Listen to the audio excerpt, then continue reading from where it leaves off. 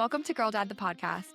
I'm your host, Madeline Anderson, and I'm thrilled to bring you honest conversations with dads and daughters, sharing heartfelt stories, actionable advice, and real daughter perspectives that will help you be the best girl dad you can be.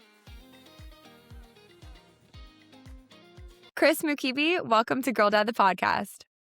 Hello, hello. Hi, Madeline. Thank you so much for having me.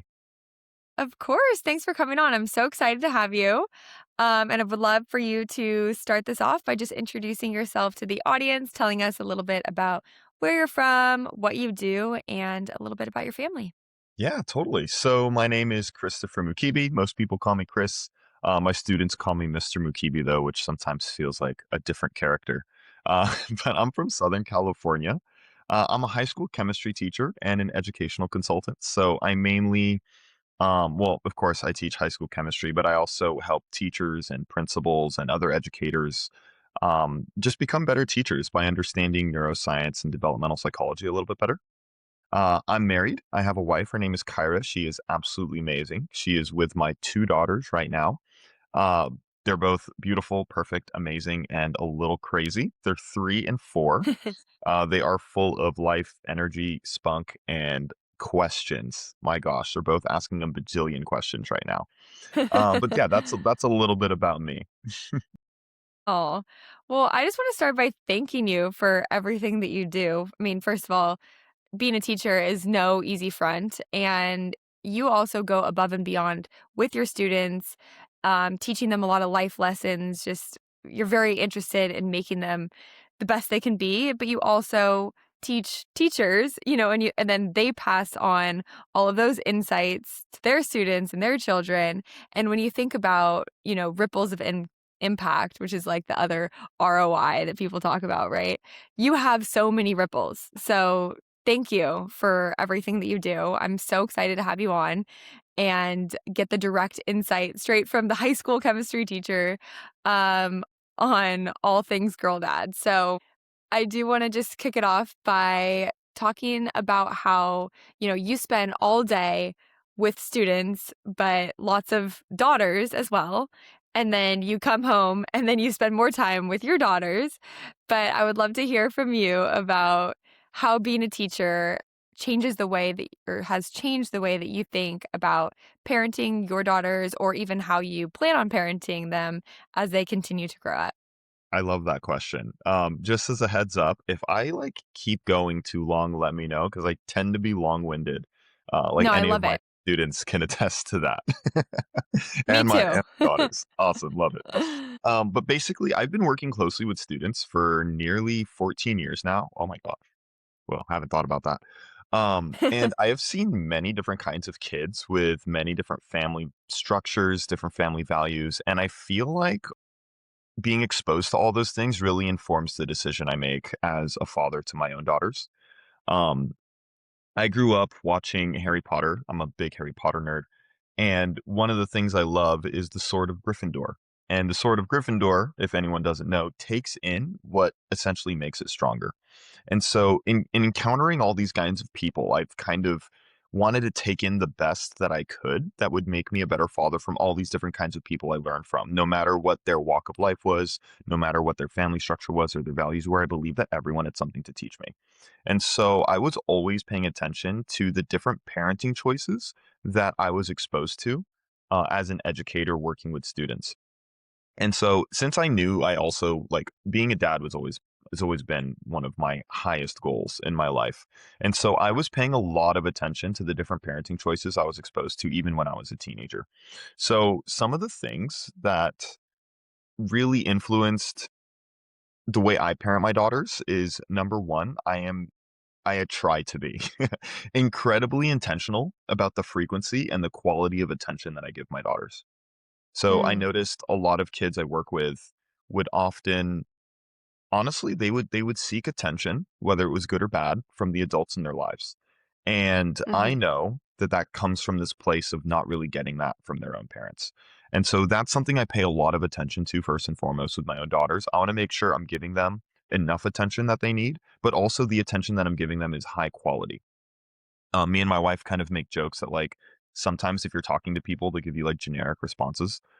we try to never give our daughters generic responses to anything. Like everything we say to them has to be related to whatever they're telling us. Or at least that's a value we try to have.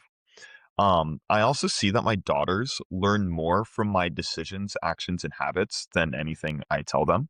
So I saw Mm. this happen with a lot of students, but also just with how the my students would interact with their parents. Like they're more likely to learn from how their parent reacts to a situation rather than like all the wonderful lessons that we tell them they need to learn. So I'm paying a lot of attention to the decisions my daughters are watching me make and the things they watch me do regularly. And so, in paying attention to that, like I'm a super nerd, of course, no surprise. My daughters are obsessed with learning things, which is awesome. Like my daughter pretends that she like sets up a little laptop in her like little play office, and she tells me she's like working on her book and working on a blog post, and it's just like so awesome to like Oh, see that type of behavior just in her at such a young age. Because I know once she's old enough to actually do those things, she's probably going to do something amazing. Um, right. the next thing is that I see myself as their primary educator. And so I see it as my responsibility and my wife's, of course, to teach our daughters everything that they need to know to be successful in work and in life. And even though I'll work with like other educators in their lives, like I don't think I'm going to be the one that teaches them everything. I think it's my job to assess where their knowledge gaps are and then fill them based on the goals and values of our family. And so I Mm. noticed that the most successful students that I've worked with have parents who believe that it's on them to educate the kid.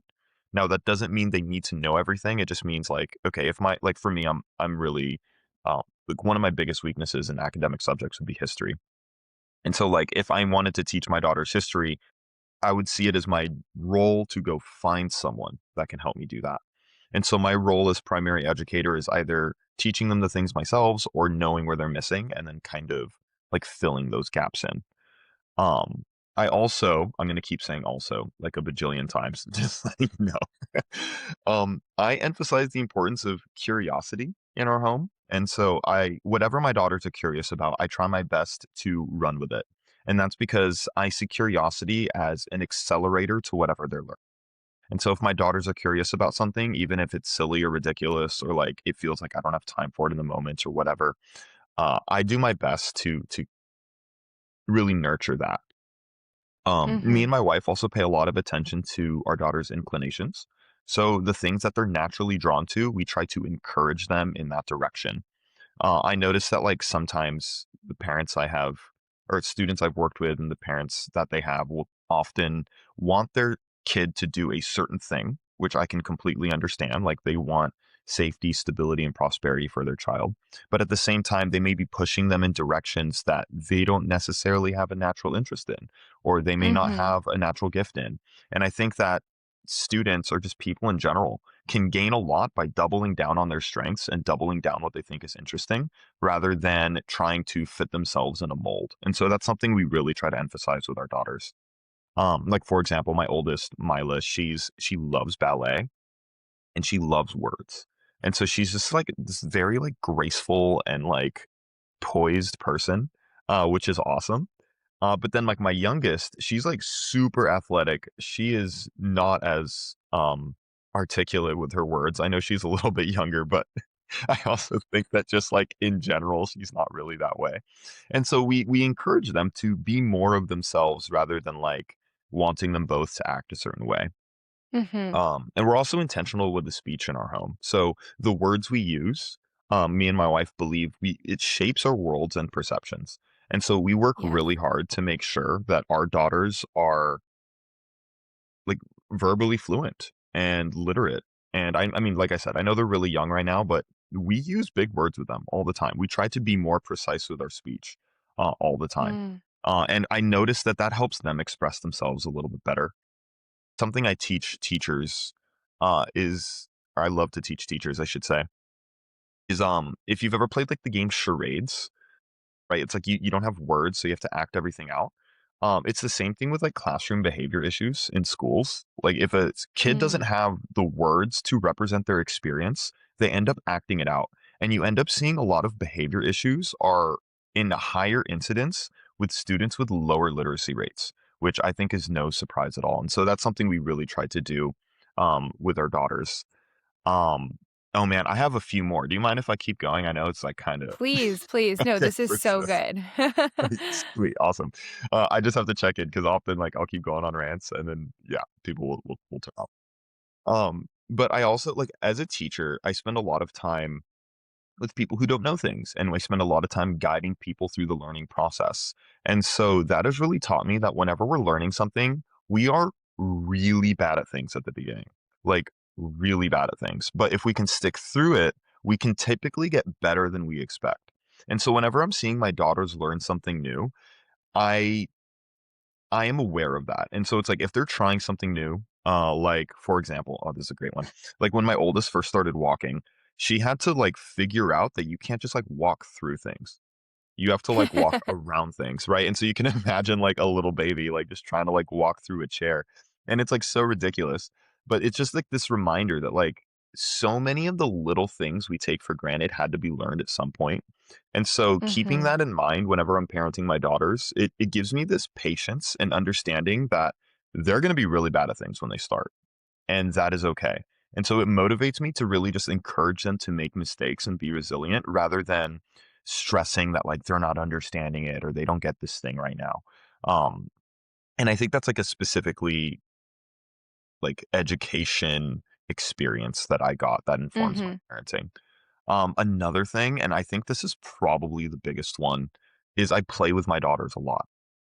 The kids that I had noticed who are the most uncomfortable with themselves, who have poor self-awareness, who have low self-esteem, they were not played with as kids. Like, it's and it Mm. sounds kinda ridiculous because like, what else are kids doing? But parents will often see, like, playing with their kids as, like, this silly or childish thing or a nice to have, but in fact, it's actually like, play is one of the fastest ways to get people to learn things. And so when we're Mhm. playing, I make sure that my daughters understand proper rules of engagement. Like, how do you play fairly? How are you mindful of other people? How do you have fun? How do you Mhm. push yourself? Like, all of these lessons they're learning super quickly. And of course, they're having a good time doing it. They get to bond with me. But I also know that I'm helping them build that awareness within themselves and that ability to be comfortable with themselves and push themselves. And I find that to just be so important, not just for daughters, but just any parent in general. Um, Yeah. and here's the last one, I promise. No, uh, you're good. my daughters, I can tell that my daughters see me as a way to safely explore the world. And so they use my relationship that I have with them. I believe it is similar to the relationship they have with the broader world. And so whenever I'm interacting with my daughters, well, one, I want them to act properly, right? I don't want them to act in this way that bothers me because if it bothers me, I know for sure it's going to be bothering other people. But I also want them to see the world as this like exciting place full of adventure and things that they can um, essentially like take on with excitement. And so that's something I try to infuse in our relationships as often as possible. I love Okay, it. those are my answers.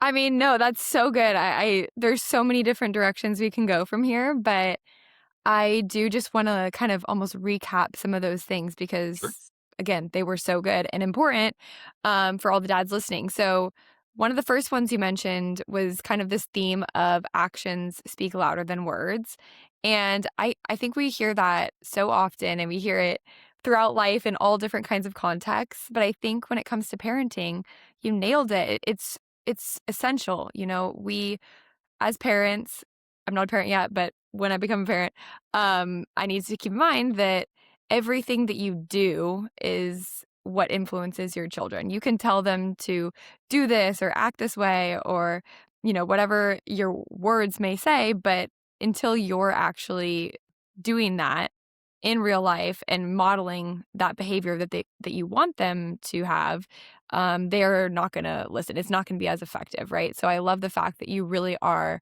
modeling what you want them to value. And then you also kind of touched on this extreme accountability. You didn't necessarily use those words, but that's what I picked up on. And I think that's another really key factor for fathers, especially. The more that you can be just super accountable with your life, your actions, your parenting, your intentions, I think just so much good comes from that. And I think there's a book from a maybe Navy SEAL on that. I can't remember who it was, but I listened to him on a podcast and he was just phenomenal. And he was just talking about how being extremely accountable is the path to growth. And it's not only something that dads can take away, but it's something that, again, kind of goes into that actions speak louder than words, where if you're modeling extreme accountability, then you raise children and daughters who are accountable for themselves and their own happiness and their own life decisions rather than relying on others to make decisions for them. Absolutely. Um, Yeah. yeah. Yeah, and I think, emphasizing curiosity was another really good one that you mentioned, not kind of shutting things down that they're interested in. I think that's so important. Um, because like you said, every kid is different, right? And if they have this strength that they don't even know about, or they're curious about something, and you really try to push them to learn more about that specific thing that they're interested in or they are good at, it can just set them up for so much success in that path because we all have different paths. And sometimes it's hard to see because it's not your path that they're exploring. But yeah, really paying attention, I think, is another like way to see that. Um, and then the last one that I think is kind of a good segue to the next type of conversation where I want to go is playing with them because I Yeah. think there's a problem right now and it's something my mom and I were just talking about. It's that parents are now using iPads and like distractions as a substitution for play. And I think it's really affecting the children. And my mom is a third grade teacher. So she's kind of like on an earlier stage, right? So she's teaching the kids who will go to you in a little bit, a couple years or a handful of years. She said she's seen a huge difference in like attention span and interest and decisions from her students because I think they're used to kind of playing on iPads rather than playing with parents or playing Mhm. with friends or playing with dolls. So I want to talk about that and your experience as a teacher, your thoughts on this digital world that we're kind of entering and how to set up your children for success, especially before high school, because there's all kinds of complications when it comes to social media and technology and everything. Would love for you to just kind of touch on that Yeah. and provide any advice you have when it comes to navigating this digital parenting world. Yeah, totally. So, a few things when it comes to like the screens, with at least what we do in our home, is we're not necessarily like no screens ever. Just because when I was when I was younger, I spent a lot of time on my computer and I loved it. And I think it made me really smart. Like it gave me a Mhm. wonderful chance to explore and play, and I had a lot of wonderful experiences from it. And so I don't necessarily subscribe to this idea that screens themselves are bad. I do think that staring at like a box for a long time probably isn't good for you, and you should do other things, of course. But I don't think that inherently the screens are bad. I think that the issue comes from rewarding the child for screaming, right? Or rewarding the child for Mm. XYZ. And so, like, what I've seen, and I've seen a lot of what your mom is saying too, a lot of kids, if they're upset, they start screaming and their parents just want relief. And so you can give them an iPad. And what that technically does is it gives a kid a boost of dopamine, right? And here comes the chemistry teacher, neuroscience in me. Mhm. Dopamine doesn't necessarily reward us only. I mean, it's known as that. But what it really does is it makes what just happened more likely to occur. And so if someone is screaming and then we give them an iPad, they're going to feel great because the iPads are fun. All that's telling their nervous system is scream again and you will get rewarded again. And so if my daughters are ever asking for an iPad or asking for screen time, first and foremost, we want to make sure that they're regulating themselves. And so we get them to, and it's back to the speech thing, we get them to clearly articulate what they want.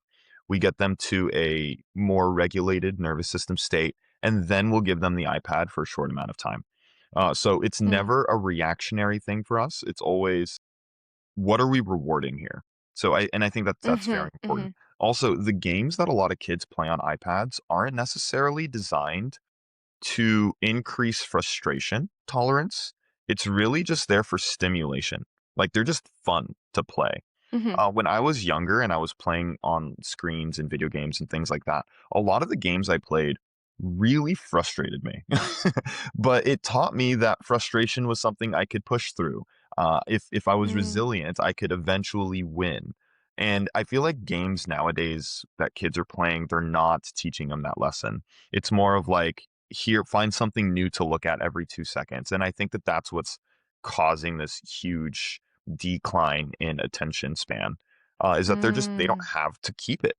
They can keep being entertained. They can keep being rewarded without dealing with the frustration or without having to think about the same thing for a long period of time. And I think that has like so many other consequences. But I think it's Right. not necessarily the screens, but it's how we're using the screens that I think is the issue.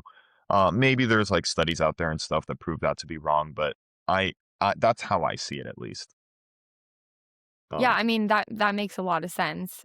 Even just the specific types of games that are on the iPads, like you said, I think the issue with this, like, short attention span and constant stimulation is it's creating this environment where kids cannot be satisfied, right? Like, if there is a frustration, they task switch, it, like or scroll or, like, go on to the next, and there like you said, there's none of that kind of overcoming and pushing through uncomfortable feelings or winning, and, like, I think games used to be, from my experience, like, a lot longer too, right? It'd be like a quest, right? But now it's just like boom, boom, boom, boom, boom. And these kids are now during a very important developmental phase, which I'm sure you can speak to a lot.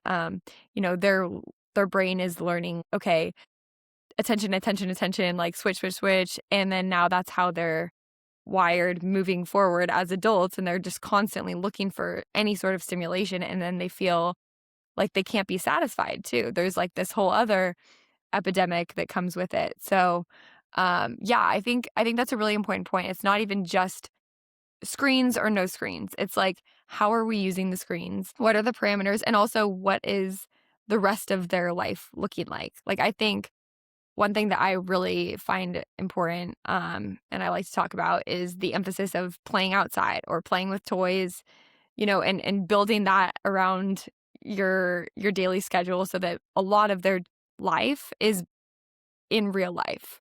And yeah, if they have that as their core and they know human life, then yes, being on an iPad here and there or, you know, being on your computer watching TV, it's not a big deal because it's just now I'm playing with screens. But when your life is the screen and when the kids are like learning, you know, that's their normal life, that's how they want to spend their time, then being in the real world is like awkward and they they yearn for being back in this screen life, this digital life. So yeah, that's where my head is going. But I really, yeah, I think you really nailed it. It's about how you're using the screens that is so key for the kids.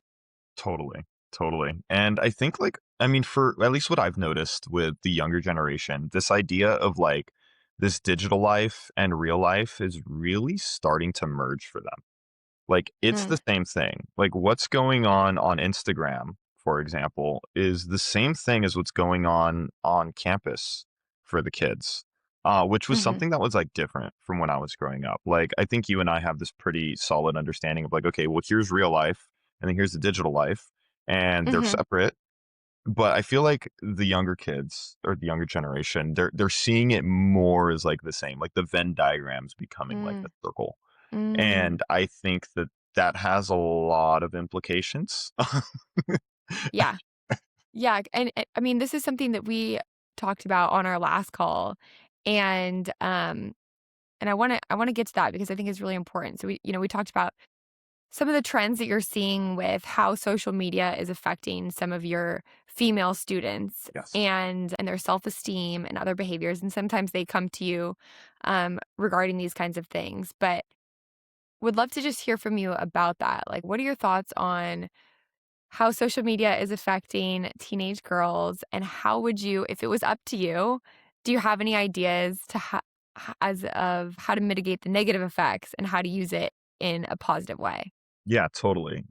So starting with, like, how to mitigate it, I think what you said nailed it. Like, making sure the real life is rich and valuable and well-defined. Because I've noticed that the girls who have like a really rich, like in real life, I don't know, experience, right? Like they have great friends that they can talk to. They have great relationships with their family. I've noticed that social media doesn't really affect them as badly. Mhm. Like, of course, there's still like, everyone wants to go on it and they're concerned about who's posting this and who's posting that. But it's not as detrimental as I've seen it with girls who don't have those deeper connections in real life. And so I Mm. think that prioritizing that, at being aware of that, parents being aware of that could really help with a lot of it. But like when I was younger, social media and like the mobile internet revolution was really just getting started. Like Facebook was not necessarily for older people when I was in high school. Like everyone my age was on Facebook all the time, but we were only on Facebook on the computer. And then I want to say like halfway through high school, things started moving towards the smartphone. And that's when I noticed I was going on social media in class sometimes, and I would notice that, like, Right. I wasn't paying attention whenever I was on socials, and it wasn't like this like, no one really knew, like, what that was doing, and so I would say that, like, back then, it was a little less or a little more harmless, I should say, or at least it seemed harmless. Mhm. But like over the last 15 years, obviously it's dramatically changed, right? Like social apps is almost the primary mode of communication and way people get information nowadays. They're obviously a massive distraction on like in school. But I also think that there's this aspect to it where if something stupid was going on at school, I could just leave it at school. And now, specifically with the girls, like they have it in their pocket no matter what's going on, right? Like if Mm. a girl is resorting to reputation destruction, which I have seen happen as often as boys resort to physical violence, she doesn't just leave it at school. She's getting notifications on all of her socials of all the things her friends are saying, right? And then at that age in high school, we're like hyper wired for social status. Like that Yep. is super important. Like they literally care about that more than anything else. And so they're getting all these notifications about who's saying this about you, who's saying that about you. And then if they're not getting tagged in the pictures, their friends are sending them all these posts or all these things that are happening on social media. And so these girls feel like they can't ignore it. And then on top of that, they have these algorithms that are it's essentially interest media now, right? Like social media is now just Right. showing you what you're interested in or what you engage with. And so if these girls are engaging with things that aren't necessarily helpful or healthy for them, it's going to just be reflected back at them like 10 times the amount. And so I've seen Mhm. girls deal with like eating disorders that get Yep. propagated because of like what they're seeing on social media. They're getting a lot of body image issues. They're having unrealistic expectations put on them from just this constant engagement of their algorithm feeds. And I feel like a Mhm. lot of parents don't understand that these feeds are curated by what they engage with or what people are sending them. And so if there's something like that going on at school or they're in like a vulnerable state, like when people are on their phones, they're often in a vulnerable state, right? You're not like out there with everybody having a good time. You're typically by Right. yourself.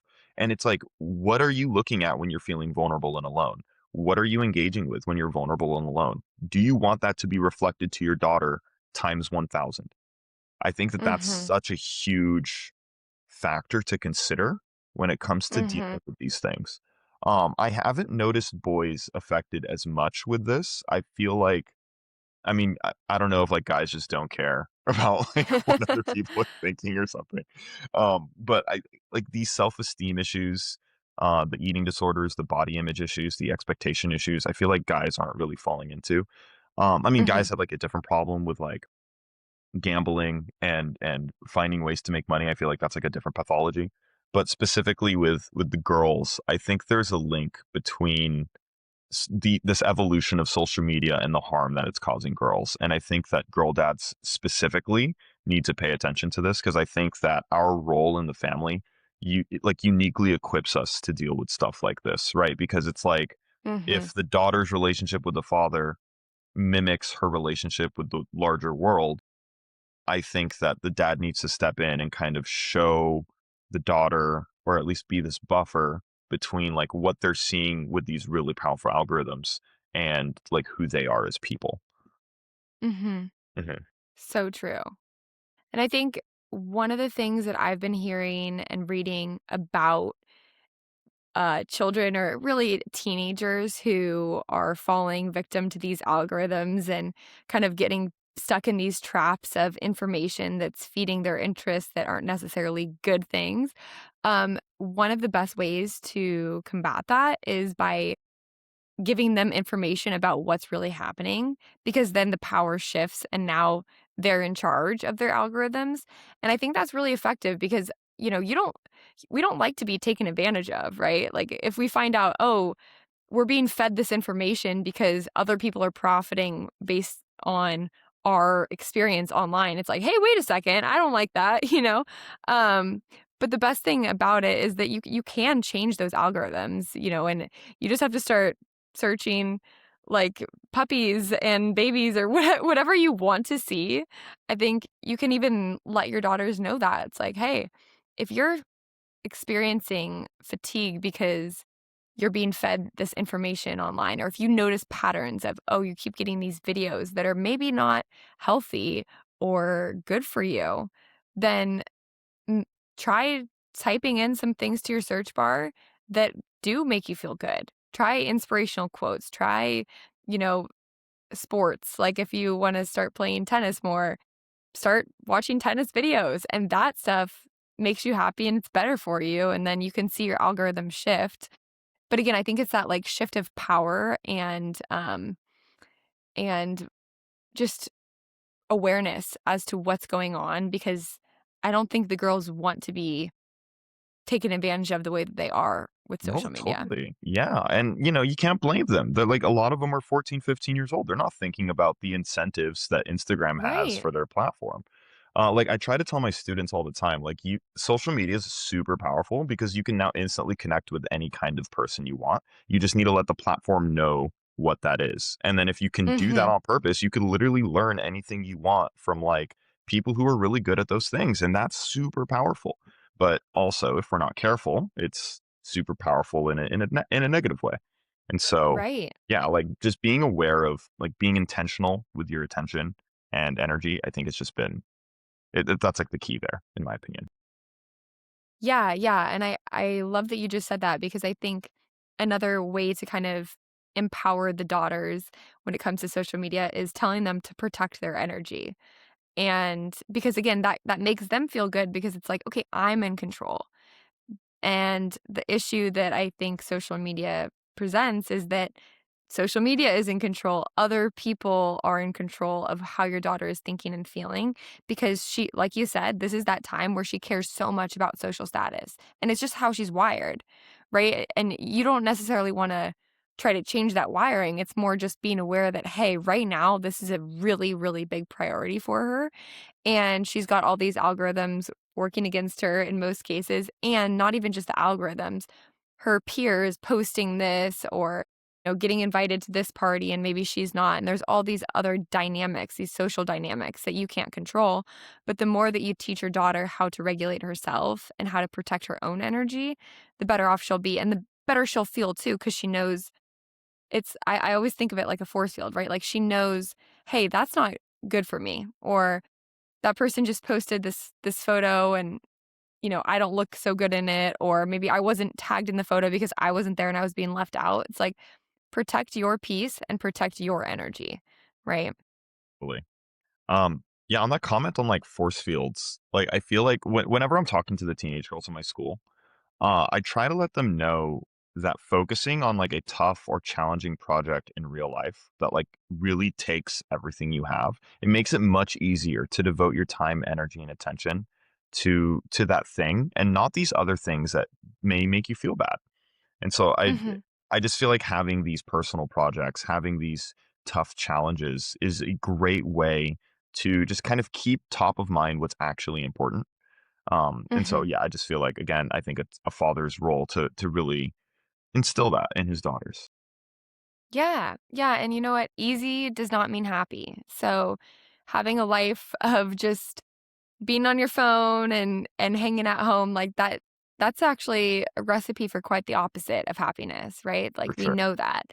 Right. So, like you said, it's important to challenge your daughters, and keep them busy and encourage them to do things that are challenging, interesting, things that they're passionate about or not, but they're kind of figuring it out. Like, they're not gonna be passionate about everything from the start. Like you said, you have to learn a lot. You have to learn how to not walk through chairs, right? Yeah. So it's, yeah, it's about encouraging this learning phase. Like, "Hey, it's okay if you end up not liking this or if you wanna start this project and then you decide you wanna pivot and do something else, like, that's okay too, but the thing is you have to try. You have to and you gotta, encourage the work part of it, the trying, not necessarily the result, right?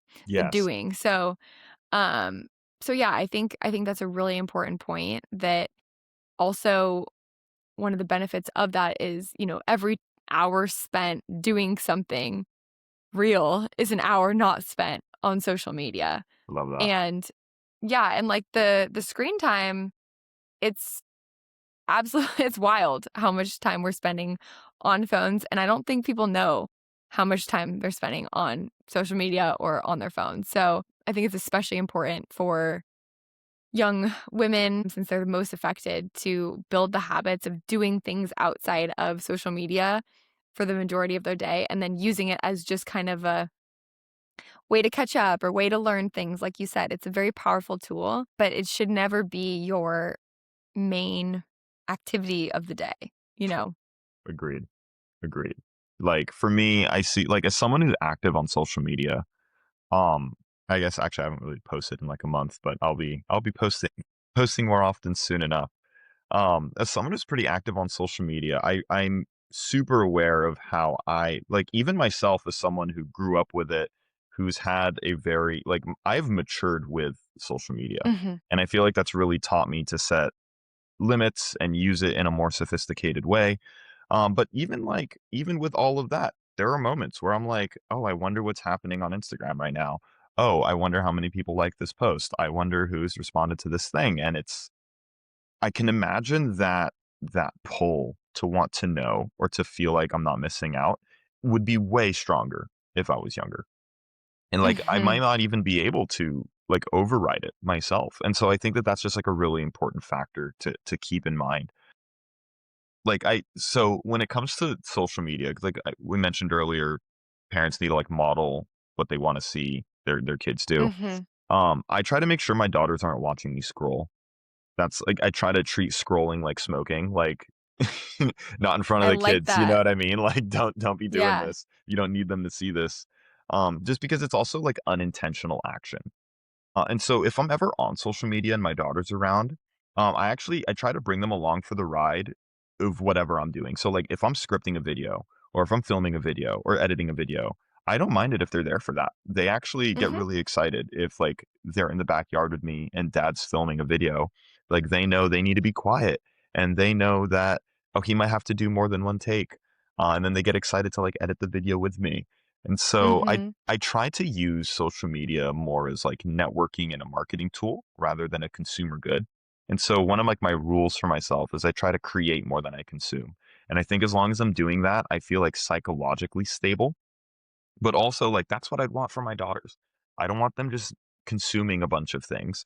I want them to be creating things. I want them to express themselves. I want them to bring their vision out into the world because I know what they're imagining is beautiful. It's wonderful. Maybe I'm biased, Mhm. but I do I do think that that's something I want to see in them. Um, and I also try to remind myself that social media can always wait. Right? Like, the Mhm. pressure of, like, I can't turn it off, I think is a reality distortion that really just comes from Yeah. the social media company incentives. Like, they want people on their platform, so they're gonna do everything they can to make you feel like you should keep coming back. But I think if we are aware of what we are using the tools for, it makes it much easier to, like, draw those lines. Mhm. And so that's Mhm. something especially as my daughters get older, I definitely want to have more conversations with them about. Yeah. No, I think that's all really, really well said, and I think modeling, again, is one of the most important things that you can do. So being aware I love the scrolling is like smoking, um, but just being aware of how you're using social media so that you're not being hypocritical when you go to tell your daughters how to use it.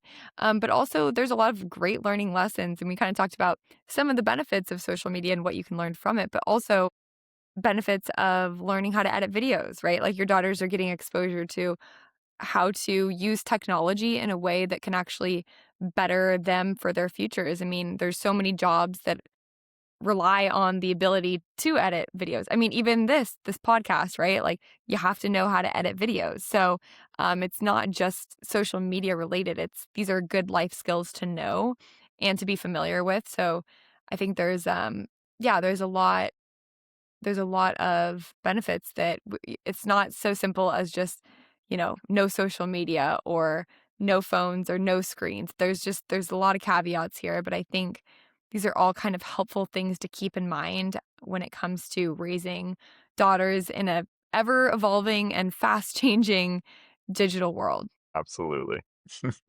Well, we're coming up quick on time here, but I think it's perfect situation for me to ask you what your best piece of advice is for dads of daughters out there because you see the aftermath of these decisions and you see what the girls are looking for, how they're interacting at school. So what advice would you give to all the girl dads out there? Cool. So all of this advice, I'll preface it by saying there is no like scientific basis or anything based on this is just like my experiences, what I have seen, what I believe to be true in my heart. But the first thing would be that, and I mentioned a little bit earlier, is that her relationship with us, the father, is how she relates to the world. And so if she feels like she can't trust us, she's going to go out and not be able to trust the world. And maybe like as fathers, we kind of might want that on a selfish level because we know how scary the world is. And it's like, yeah, don't just go out and trusting whatever. But at the same time, I don't think we want our daughters to go out into the world and not trust anybody. I think it's very important to be able to have that intact. But I also think that, like, if a daughter believes that her dad is awesome and exciting and this pathway to adventure, then she'll approach life that way too. And I think that that's a really, really powerful thing. And so, I mean, of course, there's always exceptions, but I've seen that pattern enough to believe it myself. And so, the question I would ask a lot of dads is, what kind of relationship do you want her to have with the world? And then whatever that answer is, build that with her, like piece by piece, day by day. And I think that that's really important. Um, Another thing, do I have time for more? Yes, Okay, yes, please. okay. Another thing is I think, and this might like rub a few people the wrong way, but I think that fathers are really quick to teach their daughters how to be masculine. And I think that's important, but I also think that fathers need to pay attention to the fact that their daughters are having a completely different experience than them. And I think that fathers need to take some time to learn about what that experience is like and how to help them better navigate the world, not the way they would approach it, but in the way that their daughters would approach it, if that makes sense. I just feel like Mhm. a lot of fathers are really top down with the lessons they teach their daughters. And a lot of that like top down perspective, I think comes from this place of being a man. And while I do think that like I want my daughters to have masculine qualities, I want them to have masculine traits. Um, I can't I can't just have only that, if that makes sense. And Right. so taking time to understand her experience and the experiences of other women as well, just what it's like to grow up in the world as a woman, the experience as a woman. I think that men need to take some time and really dive into that. I am not saying try to understand them, guys, because I don't think we ever can. But I do think that we need to take some time to learn what that experience is so we can better guide our daughters. But of course, you gotta love her more than anyone else. I think that that is just so important. I think if a father can be the best he can be for his daughters, I think that makes him a better person. That makes him someone that she can then compare other people to.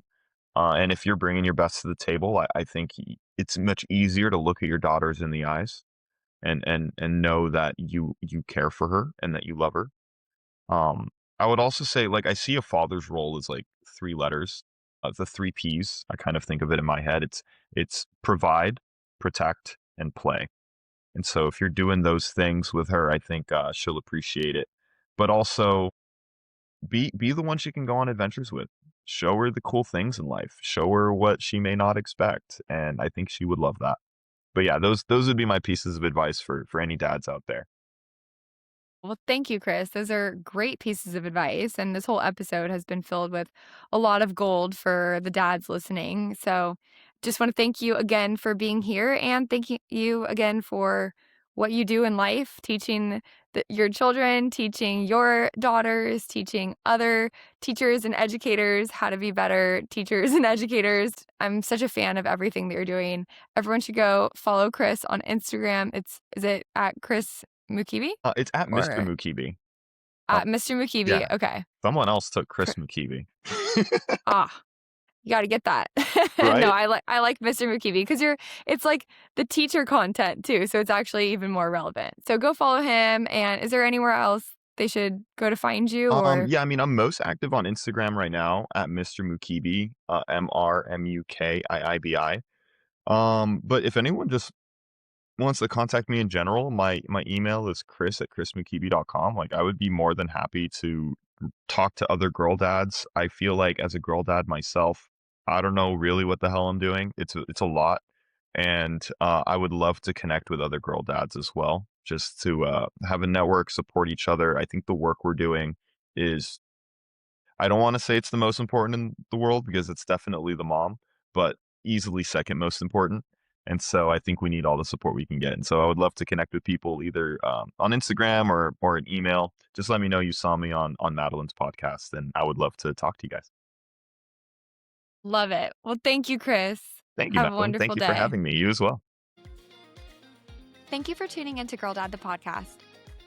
If you found today's conversation helpful, please subscribe, leave a review, and share it with a fellow girl dad. I read every review and truly take your words to heart. To close out, remember, your intentional moments make lasting legacies. See you next week.